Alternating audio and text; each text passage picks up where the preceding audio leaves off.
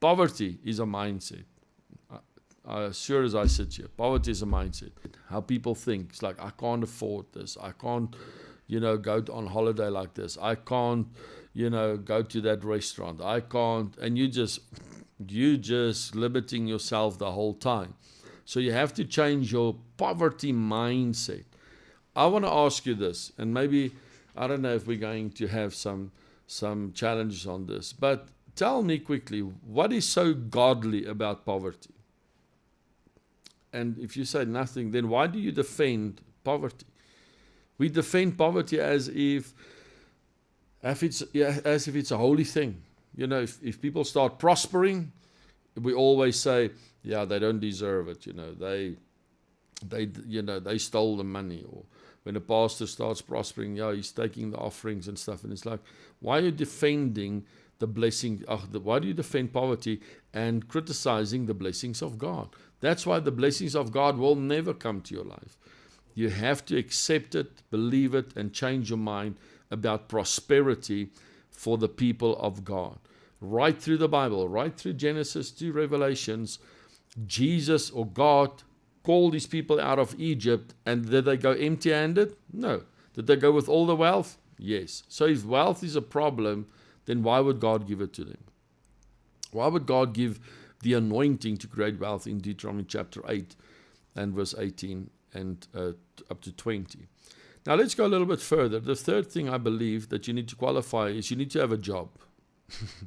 You need to get a job, because you need to have a work that earns money. Not be so I have a job, but you don't get any money for that. You need to have a job that pays you money. Let's read Proverbs chapter 13 quickly. Proverbs chapter 13, verse 11. Let's just go there and just read one or two scriptures on this.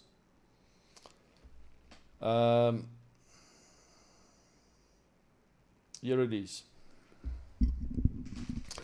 Wealth, all right, and riches will be in the house of the righteous. Now, I love the scripture. I want to just get another translation here quickly. Let's open this here. Proverbs chapter 13, verse 11. Wealth from get-rich-quick schemes quickly disappear. Wealth from hard work grows over time. And that's how it is. Just like that, we have to work hard. Wealth gained by dishonesty will be diminished, but he who gathers by labor increases.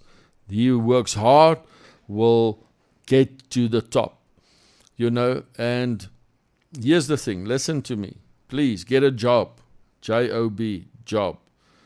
Get a job that earns money. You can't always have an idea. There are people that don't have a job. They just always have an idea. I've got this idea. If this idea comes through, Pastor Nick, if this idea comes through, I'll be a millionaire. We're still waiting for your idea. Get a job.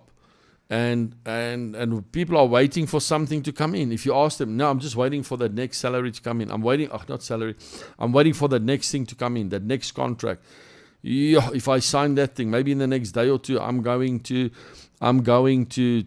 bless the church. I'm going to bless you. Just pray for me. Get a job. Get a job and work this thing, even if it's below your qualifications. So maybe you're qualified as an engineer and you can only get a job as let's use a salesman or whatever.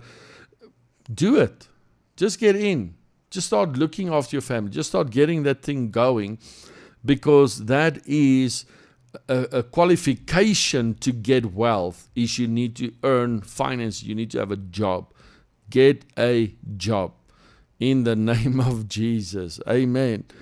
So you say, I've heard this many times, and I'm glad this is my last session because I think I'm going to get some stuff here. Is like, I live by faith.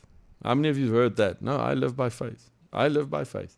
And they can't even buy a bread. But they live by faith. I understand what you are saying, but here's the thing. Abraham also lived by faith and was accounted righteousness, and he was a very wealthy man. And he lived by faith. So, living by faith equals wealth. All right? And I know there are some people that says, I'm a home, homeschooling my children, and I can't earn money and stuff. I'm sure there's ways that while they do something, you can be on the computer and trade something, sell something. There are ways to create finances. Pastor, I'm disabled. I know, you know how many disabled people I know that makes a lot of money and that are healthy and wealthy. You cannot attach yourself to, I'm disabled, so I'm not going to work. No. There are people that are paralyzed, sits in wheelchairs, but they work. They make a success out of their lives. So here's the thing I want to say. You can be temporarily poor, but don't be permanently poor. Then we have a problem. In other words, a hurricane hits your home, you lose everything. You can be temporarily poor, lose everything, but you can get up again. I made a decision in my life when we were temporarily poor.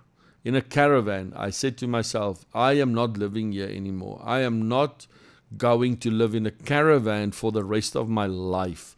I am not going to live with my mom for the rest of life in a caravan with my 2 sisters and 1 bathroom and a gas stove and a little fridge.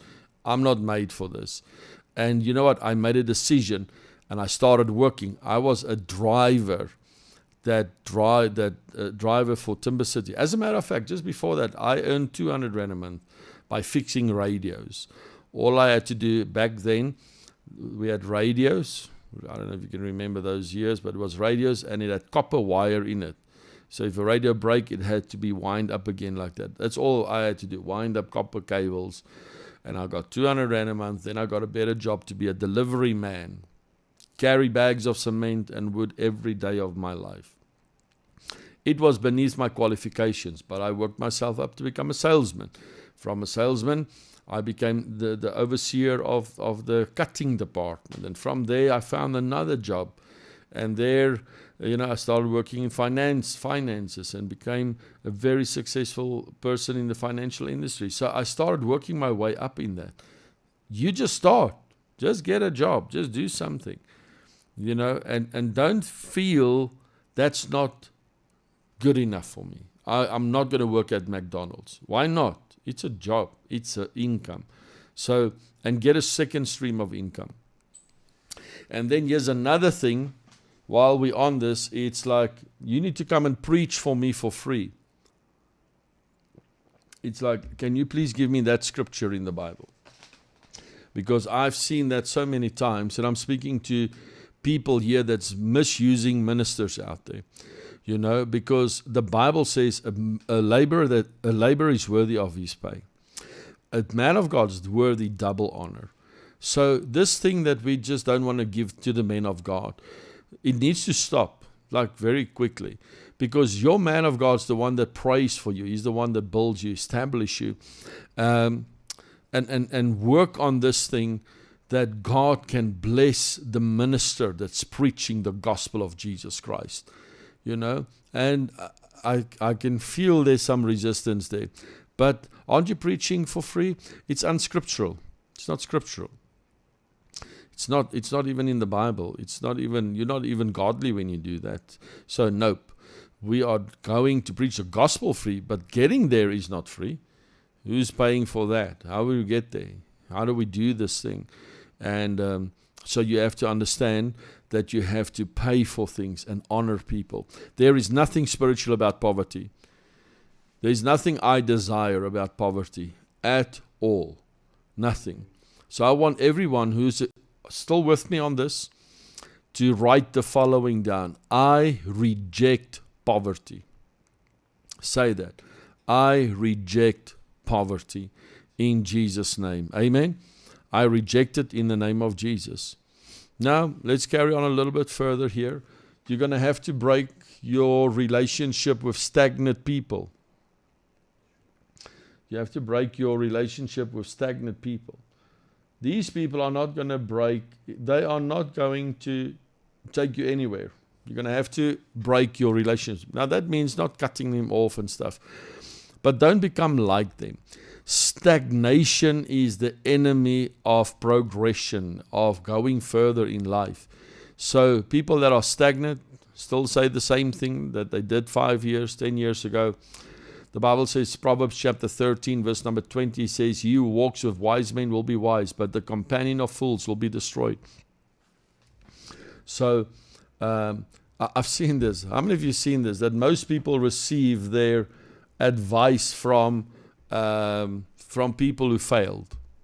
You know, they don't get married because my mother, you know, she couldn't do a proper marriage, so now I'm just not going to marry. Or my dad did something like this, and now I'm scared of getting married. And you know, I said it to my kids the other day. I said, you know, this thing that people just keep on using excuses of, I come from a broken home, my mom and my dad was divorced, therefore I'm like this, and therefore I cannot achieve anything in life because I struggle through, you know, that divorce home. It's like, stop making excuses, please, because we all come from broken homes. I come from a broken home. I come from a divorced home. Some of you are coming from divorce home. Some of you are divorced. But we make a decision that is not going to affect us. That is not going to define us. We're going to rise above that. So you have to choose the people that you're going to run life with. People who want to go somewhere. You can't enter into wealth if you hang around Christians who don't even believe in prosperity. And I've got 5 minutes left with you, so I'm going to hit this thing hard. If you're in a church that doesn't believe in prosperity, then my suggestion is please get another church, because you become like you are a product of the anointing you submit under. You will never rise above to prosperity. You will never rise in wealth. You will never have the increase of God upon your life if you submit to an anointing where we don't speak about money. We are scared about money. You know, we are scared about letting our people just become prosperous. It's a disgrace for a pastor not to teach his people to be prosperous. So that means he wants his people poor. And there's nothing good about poverty in the word of the Lord. Amen. Jesus Christ came that we might have life and life in abundance. The cross had 3 things that he dealt with. The cross dealt with sin, sickness, and poverty. Those are the 3 reasons why the cross is there. The blood is there for those things, to take care of sin, take care of sickness, and take care of poverty. God gave his life that we can be out of that thing in Jesus' name. Let me give you another point here, is that am I a tither? Am I a tither? Here's something I can teach you. You can either bring your tithe joyfully to the Lord, or it's going to go tearfully somewhere else. The fact is, the money is going to go. Be joyful when you give to the Lord. The tithe is not there to help God. The tithe is there to help you. That is how it works. And I must learn that money, the tithe, must leave my life. It must leave my life into the house of God. And I want to say this tonight.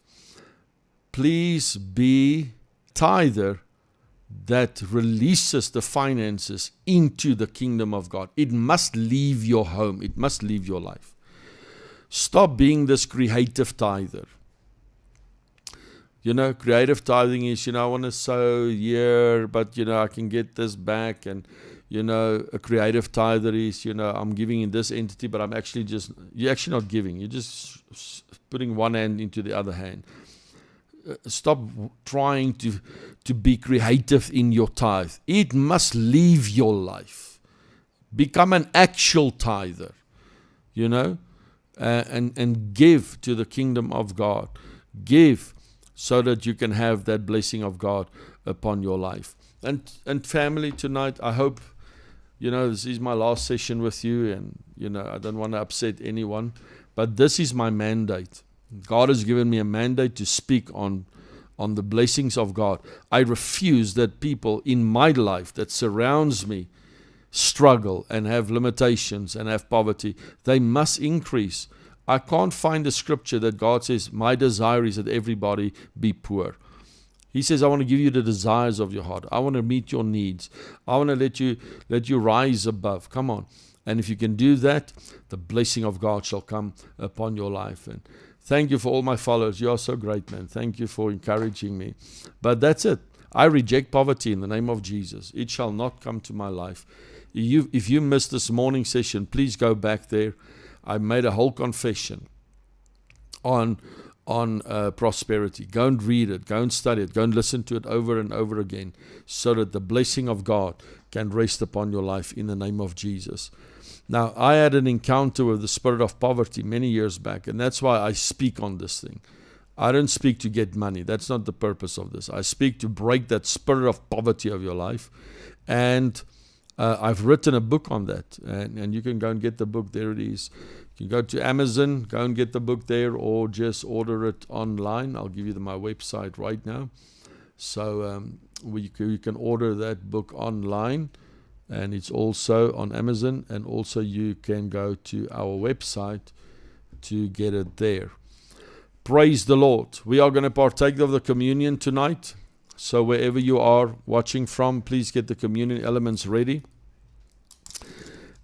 Remember when Abraham came to Isaac, when Melchizedek met Abraham met King Melchizedek, he brought his tithe, and Melchizedek brought his bread and wine. And that was a type and a shadow of Jesus Christ, giving his body for his people. So right now we're going to partake of this.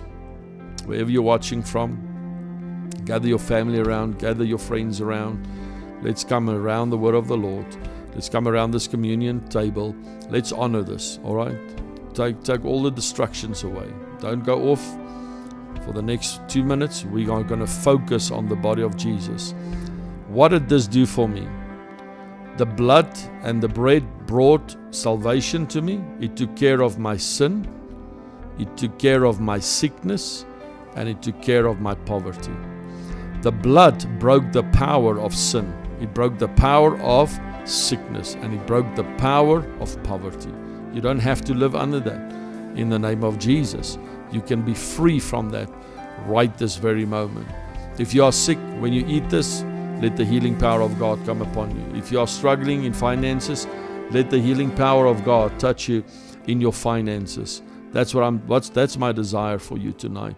And if you are a sinner, the blood of Jesus is going to cleanse you tonight in Jesus' name. Father, we come around the world and we partake of this cup, we partake of this bread. We say thank you that you have taken care of sin and sickness and poverty. Thank you that we are alive in Christ, that we have life in Him. I thank you for that. Thank you for the blessings of the Lord that makes rich to fall upon us. I give you the praise and the glory and the honor as we partake of this. Just like Abraham, he gave his tithe, and in response you gave your body. So we celebrate your life tonight in Jesus' name. Amen. Let's eat the bread, partake of the cup. Thank you for the blood of Jesus that cleanses us, purifies us. Thank you for the salvation of our souls, Lord. Forgive us of our sins, of our iniquities, in Jesus' name. Amen and amen.